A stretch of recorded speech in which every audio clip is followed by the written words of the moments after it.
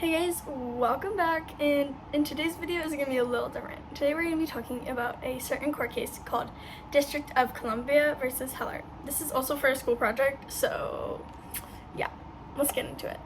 The famous court case, District of Columbia versus Heller, has been brought up in many different court cases, like the court case of 2022 New York State Rifle and Pistol Association versus Brown.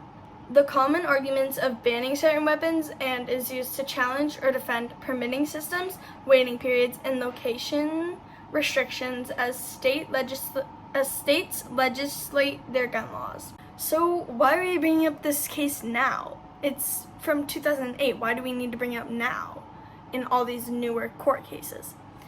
Because we need to know why these cases, arguments, and statements are all bringing up this particular case into their arguments. Here's what we already know about the District of Columbia versus Heller case.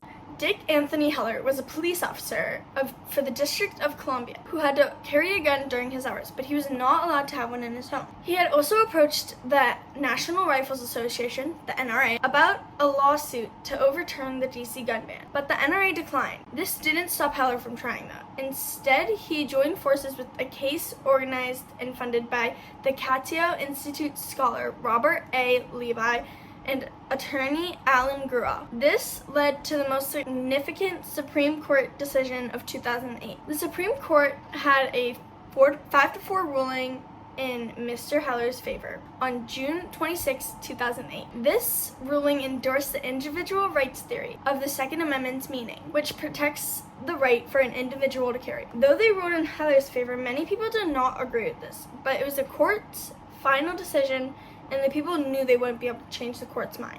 Also, more people agreed with this than the ones who disagreed with this statement. To be exact, 59% of Americans agreed with the court, and 32% of Americans disagreed with the ruling. 9% of Americans chose not to publicly disclose their answer. You're probably wondering why I'm just talking about everything other than why this court case is still being brought up. Well, the reason for that is so you know what the court case is about, how it originated, and why it's still so important. So why is this court case still being brought up?